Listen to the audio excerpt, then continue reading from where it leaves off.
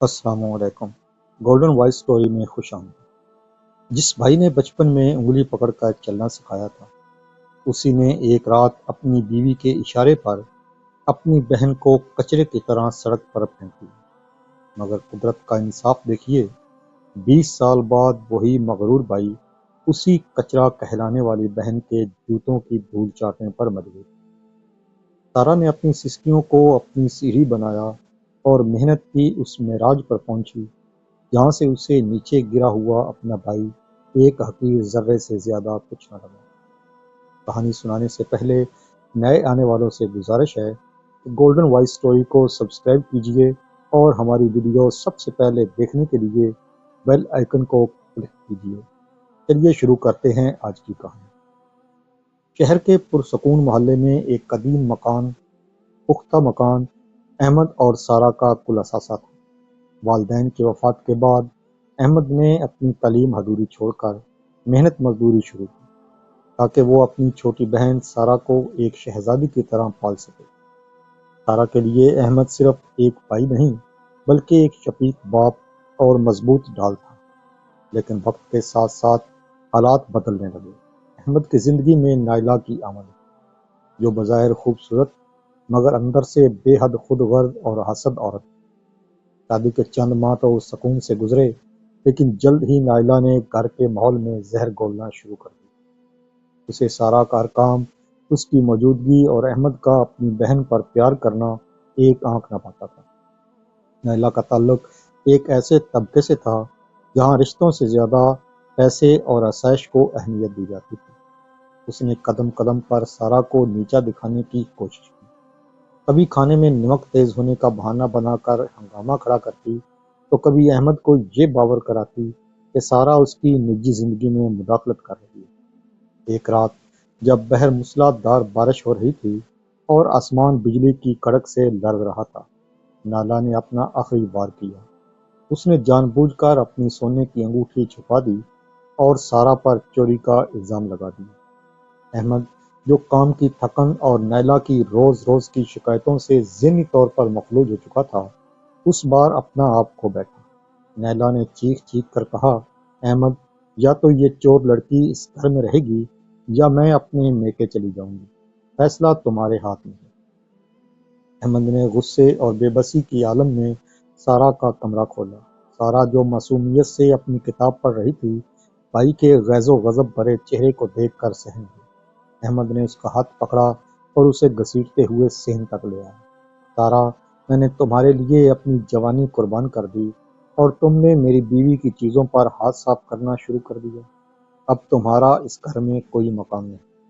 سارا نے روتے ہوئے بھائی کے پاؤں پکڑ لیے۔ بھائی، خدا کی قسم، میں نے کچھ نہیں کیا۔ مجھے اس طوفان میں بہر نہ نکالیں۔ میرا آپ کے سوا کون ہے؟ مگر نائلہ کی زہریلی مسکراہٹ نے احمد کے دل کو پتھر بنا دیا۔ اس نے سارا کا ایک چھوٹا سا بیگ باہر پھینکا اور صدر دروازہ زور سے بند کر دیا۔ سارا اس بند دروازے کو پیٹتی رہی۔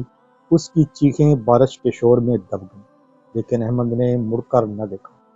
اس رات سارا کی ممتا جیسی محبت اور بھائی کا مان دونوں ہی دم توڑ گئے۔ بارش تھم چکی تھی مگر سارا کے اندر کا طوفان جاری تھا۔ وہ رات بھر سڑک کنارے ایک دکان کے سائے میں بیٹھی رہی۔ اس کے پاس صرف چند سو روپے اور اپنی ڈگریاں تھیں۔ صبح ہوتے ہی اس نے اپنی آنکھیں پونچھی اور فیصلہ کیا کہ اب وہ روئے گی نہیں بلکہ لڑے گی۔ اسے احساس ہوا کہ دنیا میں کوئی بھی رشتہ مستقل نہیں ہوتا سوائے اپنی محنت کے۔ سارا نے ایک سستی سے ہاسٹل نما جگہ پر ایک بستر کرائے پر لیا۔ اس نے نوکری کی تلاش شروع کی مگر ہر جگہ تجربہ مانگا جاتا۔ کئی دنوں تک وہ صرف پانی پی کر گزارا کرتی رہی۔ آخرکار اسے ایک ٹیکسٹائل مل میں ایک معمولی کلرک کی نوکری ملی۔ وہاں کی تنخواہ بہت کم تھی لیکن سارا نے ہمت نہ ہاری۔ وہ صبح 9 بجے سے شام 6 بجے تک دفتر کا کام کرتی اور پھر رات کو ایک ڈیزائننگ سینٹر میں پارٹ ٹائم کورس کرنے لگی۔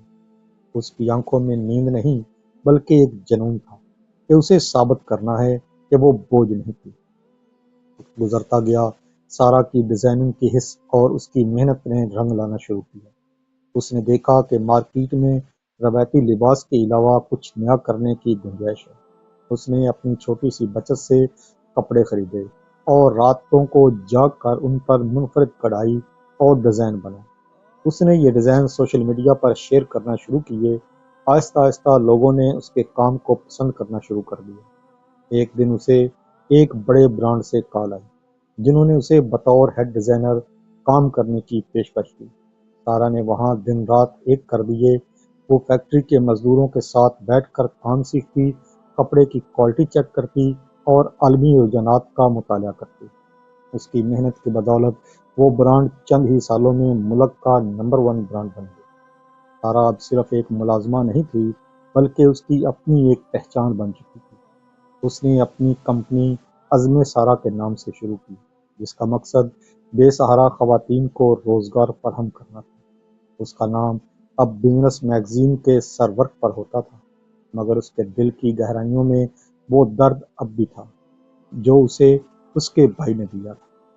دوسری طرف احمد کے گھر میں حالات تیزی سے بدل رہے تھے۔ سارا کے جانے کے بعد نیلا کی حاکمیت مکمل ہو گئی تھی۔ اس نے احمد کو مجبور کیا کہ وہ اپنا خاندانی مکان بیچ کر ایک جدید فلیٹ خریدے اور سارا پیسہ بزنس میں لگانے کی بجائے اس کی فرمائشوں پر خرچ کرے۔ احمد نے نیلا کی خوشی کے لیے سب کچھ کیا، مگر اسے یہ علم نہ تھا کہ جس رشتے کی بنیاد بے وفائی پر ہو، وہ زیادہ دیر نہیں ٹکتی۔ احمد نے نیلا کے بھائی کے ساتھ مل کر ایک بڑی انویسٹمنٹ کی، مگر اس کے سالے نے اسے دھوکہ دیا اور ساری رقم لے کر بیرون ملک فرار ہو گیا۔ احمد اچانک سے سڑک پر آ گیا۔ اس پر قرضوں کا بوجھ بڑھ گیا۔ بینک نے فلیٹ ضبط کر لیا اور اس کی گاڑیاں نیلام ہو گئیں۔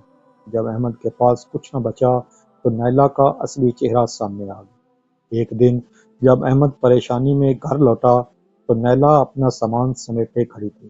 احمد، میں تمہارے ساتھ اس غربت میں نہیں رہ سکتی، میں طلاق چاہتی۔ احمد ہکا بکا رہ گیا۔